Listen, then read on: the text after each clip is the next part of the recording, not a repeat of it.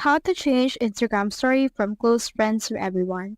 So in here, I have in here this particular story that is actually for close friends. So when you click on this more and then on the story settings, you can see that I can't actually change in here the actual Instagram story to close friends to everyone.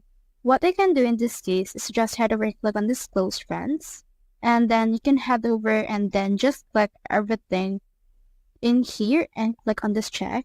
That way they've been added to your close friends. Now you can actually change it back right here once the story has ended. So you can head over and click on done right there, and then those people will be added from your close friends. Now they should be able to see this particular story that you have created.